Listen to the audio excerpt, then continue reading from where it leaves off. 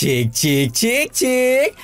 Oke guys, welcome back to Cakra Diva Reinkarnasi dalam pembahasan alur cerita Battleshock The Heaven Season 5 episode ke-155 yang sumpah edan nih episode kali ini guys. Seperti biasa kita review dulu pembahasan alur cerita episode sebelumnya, dimana dengan upaya mati-matian Shoyan berserta dengan dua pemilik api surgawi lainnya, akhirnya rombongan jenius muda klan kuno pun berhasil membobol pemadatan tirai cahaya semut penelan dan sampai di lantai ketiga makam surgawi kuno dengan semangat. Setelah itu para perwakilan klan kuno tersebut langsung menyebar untuk mencari tempat masing-masing, sementara Shoyan bersama dengan 5 perwakilan klan Gu memutuskan untuk pergi bersama untuk mencari kuburan leluhur klan Xiao yang konon katanya terletak pada bagian terdalam makam. Dalam perjalanan itu apesnya rombongan Shoyan malah bertemu tubuh energi kelas Banseng yang sangat kuat. Namun tepat ketika melihat semburan tato klan Xiao di dahi Shoyan, tubuh energi kelas Banseng bernama Sudao itu segera menghentikan serangannya. Nah, spoiler dikit, Sudao nggak lanjut nyerang Shoyan karena teringat dengan sosok menakutkan yang dianggap sebagai tubuh energi paling kuat di makam surgawi kuno ya guys ya. Itu kalau buat yang belum nonton spoilernya, buat yang nonton udah pasti tahu atuh ya. Siapakah itu? Karena episode kali ini bakal GG banget, nggak usah spoiler banyak-banyak, langsung aja kita terobos. Sudao tampak terdiam sebentar sebelum memastikan sekali lagi apakah Shoyan benar-benar keturunan klan Xiao. Dan setelah pertanyaan itu dikonfirmasi benar, ekspresi Sudao langsung berubah panik mengingat entah siapa yang dipanggil dengan orang itu pasti sudah merasakan keberadaan orang klan Xiao sejak memasuki makam, dan tidak salah lagi dia pasti akan langsung dihabisi kalau benar-benar membunuh pemuda ini. Oleh sebab itulah, setelah perenungan panjang yang penuh dilema, Sudao melemparkan pedang darahnya secara acak hingga menciptakan semacam celah spasial sebelum meminta Shoyan dan kawan-kawan untuk masuk keluar lewat celah tersebut dan pergi ke arah barat kalau ingin menemukan orang yang dia cari dengan lebih sedikit hambatan. Shoyan awalnya bingung dengan perangai Sudao yang tiba-tiba berubah dengan cepat, namun entah mengapa instingnya mengatakan bahwa tubuh energi kelas Banseng ini memang benar-benar ingin membantu mereka, entah karena apa. Dan oleh karena itulah Shoyan memutuskan untuk mengikuti arahannya. Sementara Shoyan dan kawan-kawan sudah keluar melewati celah spasial, Sudao mengelus pedang darahnya dengan perasaan resah, berharap kalau suatu saat orang itu melakukan bersih-bersih makam, dia akan dilepaskan sebagai balas perbuatannya hari ini. Oke, sekarang kita lihat lagi kondisi Shoyan yang sudah melanjutkan perjalanan, di mana perilaku aneh Sudao masih menjadi tanda tanya besar. Kenapa sih pemilik pedang darah itu bisa mengetahui kalau dirinya berasal dari klan Xiao atuh?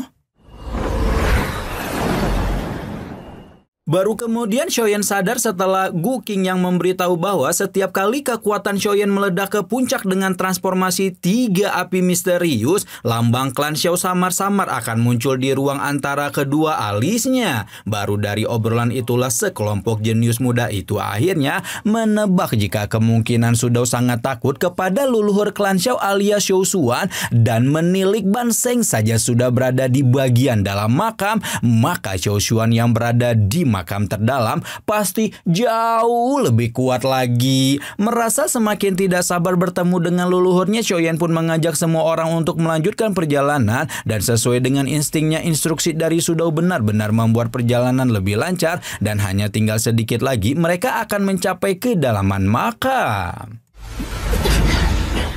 Tapi baru saja merasa gembira karena dapat melewati perjalanan jauh lebih cepat berkat bantuan Sudao, sebuah tawa menggelegar Hunya terdengar entah dari mana, dan sebelum Shoyan dan kawan-kawan sempat menemukannya, mereka sudah lebih dulu dilemparkan pada sebuah dimensi yang penuh dengan aura gelap menyebar di dalamnya. Hanya perlu satu kali lihat, Shoyan langsung tahu bahwa saat ini mereka sedang berada di dalam ruang spasial milik klan Hun. Dan benar saja apa yang Shoyan pikirkan, beberapa saat setelah terlempar ke dalam dimensi spasial, muncullah 2 tubuh energi dengan atribut gelap yang dapat disimpulkan sebagai leluhur Doseng klan Hun yang ternyata juga mendiami makam surgawi kuno.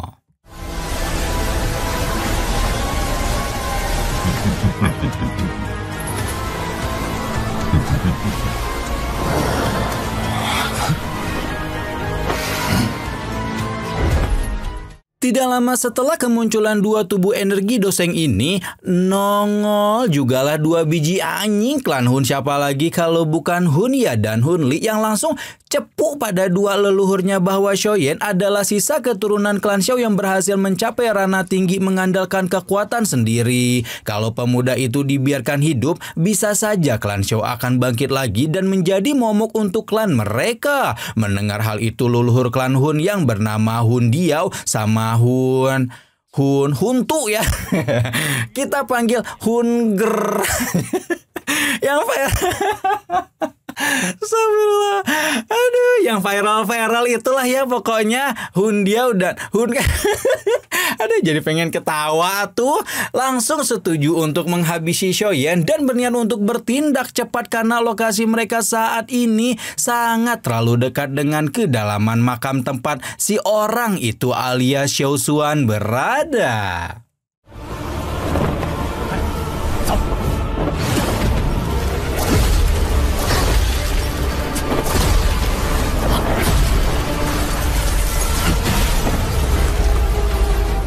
Xiaoyan yang menyadari bahaya besar di hadapannya langsung mengajak rekan-rekannya untuk pergi. Sayang kekuatan dari seorang doseng masih dapat menghentikan pelarian mereka dengan begitu cepat. Hun Diao semakin bernafsu menghabisi rombongan ahli muda di hadapannya. Setelah Hun Ya menceritakan bahwa selain Xiaoyan, sisanya adalah perwakilan klan Gu yang juga memiliki menjadi pesaing berat klan Hun di antara klan kuno lainnya. Untungnya sesuai apa yang diceritakan Hun Ya, Xiaoyan dan kawan-kawan memang bukanlah ahli muda sembarangan dan berhasil melepaskan diri dari kekangan Hun Diao sebelum terlibat adu mekanik dengan Hun Grrrr yang segera melemparkan bilah kapak gelapnya.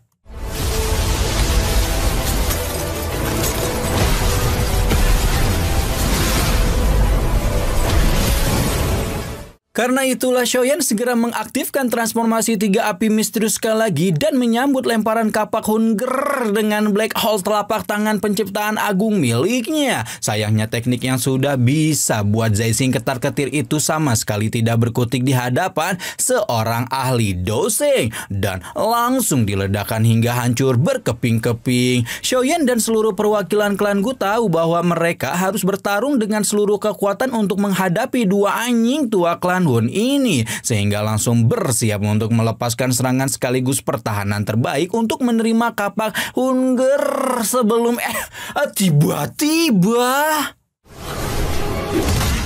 tiba-tiba saja sebuah pedang merak raksasa merobek ruang dan menghalau kapak Hunger, di mana pemilik pedang itu tidak lain dan tidak bukan adalah sang pedang berdarah Sudao. Xiaoyan segera menundukkan kepala berterima kasih atas bantuan Sudao, sementara orang yang diucapin terima kasih sibuk menahan kata-kata kotor yang udah hampir lepas dari mulutnya, memikirkan tindakan tolong orang-orang klan Hun ini sampai berani menyerang keturunan klan Xiao. Hun Diao dan Hunger tidak tahu motivasi apa yang melatar belakangi Sudao berani mengganggu mereka, namun tidak mau banyak bacot dan langsung menciptakan raksasa kegelapan klan Hun untuk memberi tubuh energi kelas Banseng itu pelajaran.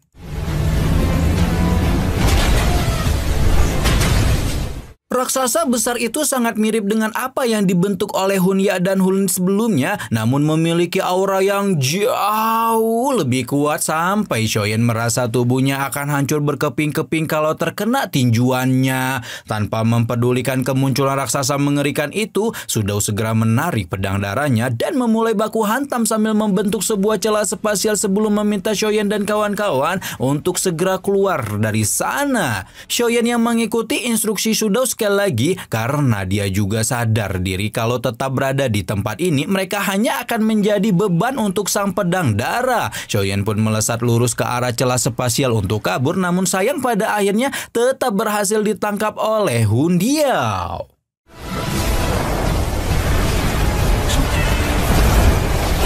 Melihat situasi dan kondisi Shoyan yang cukup mengkhawatirkan, Su Dao pun buru-buru melepaskan diri dari raksasa gelap klan Hun dan mengaktifkan tebasan angin liar pisau darah untuk menghalau serangan ribuan jiwa Hundiao yang melesat lurus ke arah Shoyan dan kawan-kawan. Sayang, atus ribu sayang, meskipun sudah termasuk jajaran tubuh energi tingkat tinggi, Su Dao yang seorang banseng jelas tidak akan bisa menghadapi serangan dua doseng sekaligus juga melindungi Shoyan dan teman-temannya di waktu yang bersamaan. Karena itulah bahkan setelah mengerahkan seluruh kemampuan yang dia miliki, Su Dao masih tidak bisa melepaskan diri dari tekanan dua doseng klan Hun dan benar saja digeprek berame-rame dengan Shoyan dan kawan-kawan. Tapi ternyata merinding bagoy.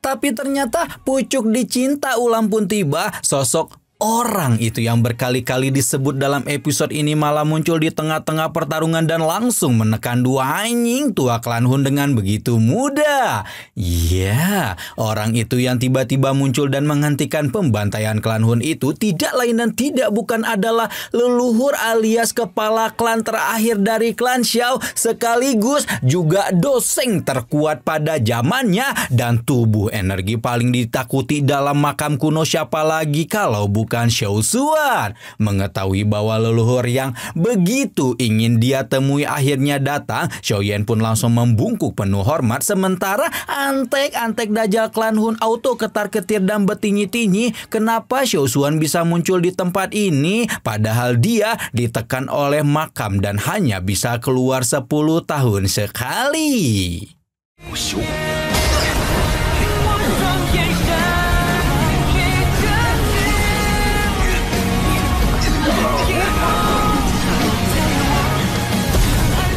Hundiao dan Hunger sempat menyadari bahwa Xiao Xuan yang saat ini muncul hanyalah proyeksi jiwa dan bukan tubuh energi aslinya. Namun hal itu masih sama sekali tidak memberikan efek yang signifikan karena bahkan dengan hanya proyeksi jiwa, doseng puncak seperti Xiao Xuan tidak memerlukan banyak kekuatan untuk menghancurkan doseng bintang 1 krucil seperti mereka berdua.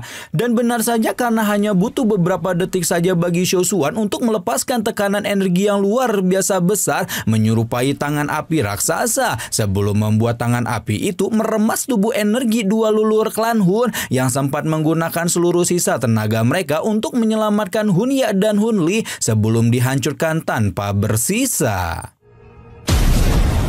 Setelah ledakan luar biasa dahsyat yang menggoncang seluruh makam kuno mereda, Shoyan hanya bisa terperangah menyaksikan sebuah lubang sedalam ratusan ribu kaki tercipta di hadapannya dan langsung memahami jika kekuatan penghancur leluhurnya memang sangatlah mengerikan. Namun rasa bingung dan terkejut itu sekali lagi berubah menjadi rasa haru ketika Xiao Xuan berkata bahwa dia sudah menunggu keturunan klan Xiao begitu lama dan membuat Shoyan segera bersujud sambil memohon ampun karena membutuhkan waktu yang lama untuk datang mengunjungi leluhurnya. Xiao Xuan tertawa mendengar ungkapan penyesalan Shoyan dan beralih untuk menegur ahli muda klan Gu karena klan mereka tidak mematuhi perjanjian yang dulu dibuat dengannya.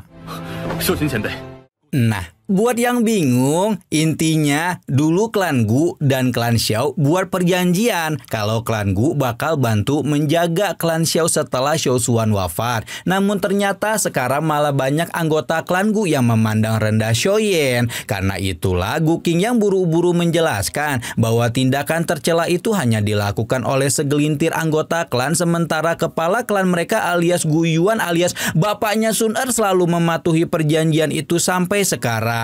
Nah, makanya kalau kalian nonton doang itu nggak share, aduh kebangetan ya, nggak like, nggak share, nggak subscribe gitu ya, karena kan nonton Cakra Diva itu atuh pasti mencerdaskan kalian semua. Nah, Xiao Xuan akhirnya paham kenapa ada ahli muda dengan garis keturunan dewa yang tiba-tiba muncul dan cukup tertarik juga melihat keturunannya bersama dengan anak Gu Yuan. Namun karena saat ini dia hanyalah proyeksi jiwa, Xiao Xuan pun kemudian mengajak semua ahli muda itu untuk ikut ke makamnya karena ada beberapa hal yang ingin dia obrolkan dengan Shoyan dan juga Sun Er. Xiaoyan hanya bisa terbagong-bagong entah untuk keberapa kalinya melihat ada sebuah dimensi tersembunyi di dalam makam leluhurnya, di mana dimensi tersembunyi itu tidak salah lagi menyimpan energi paling padat di seluruh makam kuno yang telah dia rasakan sebelumnya. Nah, begitu sampai di dalam dimensi makamnya, tanpa menunggu lama Xiao Xuan langsung menanyakan bagaimana kondisi klan Xiao, dan hanya bisa menghela napas putus asa ketika mendengar bahwa klan yang begitu dia cintai saat ini sudah menghilang. Xiao Xuan ingat bahwa di masa lalu sebelum kematiannya, dia sudah bisa melihat garis keturunan Dodi klan Xiao yang telah mengering, dan satu-satunya cara untuk mengisi kembali garis keturunan tersebut adalah melahirkan Dodi yang baru. Akhirnya Xiao Xuan dengan segala kepercayaan dirinya sebagai Doseng bintang 9 puncak yang merupakan ahli terkuat pada zamannya untuk mengambil keputusan nekat dengan memindahkan seluruh sisa garis keturunan Dodi klan Xiao pada dirinya sendiri dan melakukan terobosan ke ranah Dodi. Sayangnya kenekatan dan pengorbanan itu masih berujung pada kegagalan. Xiao Xuan mengalami serangan balik dari gagalnya penerobosan, dan hal itu dimanfaatkan oleh klan Hun untuk melakukan serangan. Akhirnya Xiao Xuan pun tidak bisa bertahan, mengalami luka parah, dan akhirnya kehilangan nyawa sehingga harus meninggalkan klan Xiao dalam kondisi paling terpuruknya. Xiaoyan dapat melihat penyesalan dan rasa bersalah yang mendalam pada diri Xiao Xuan dan berusaha meyakinkan bahwa tidak ada satupun di antara klan Xiao yang merasa keputusan leluhurnya itu adalah sebuah kesalahan. Xiao Xuan hanya terkekeh kecil ketika mendengar bocah yang entah keturunan cucu cicitnya yang keberapa ini berusaha untuk menghiburnya. Namun lebih dari itu, Xiao Xuan sudah menunggu keturunan klan Xiao datang untuk waktu yang sangat lama, karena ternyata leluhur terakhir klan Xiao itu berhasil menyegel beberapa kekuatan garis keturunan di dalam tubuhnya sebelum pindah alam, dan karena surga belum memusnahkan klannya Xiao Xuan yakin bahwa melalui Xiaoyan maka kejayaan klan Xiao yang pernah sirna bukan lagi sekedar angan-angan. Ih, sumpah sih edian banget. Akhirnya Xiaoyan ketemu juga nih sama mbah buyutnya alias Xiao Xuan yang dulu di masa lalu pernah menjadi ahli terkuat di benua Doki ya guys ya. Jadi ya pantas aja lah kalau cucu cicitnya bisa jadi OP Kang Pak Boy ini. Nah, dan info bagusnya Xiaoyan pasti bakal jadi lebih OP lagi abis dapat buff garis keturunan Dodi dari leluhurnya. Penasaran gimana cerita selanjutnya? Langsung aja atuh di like, subscribe, dan jangan lupa diaktifkan juga loncengnya, dan jangan lupa di-share ke seluruh alam semesta ini ya guys ya. Rama di sini pamit, bye-bye.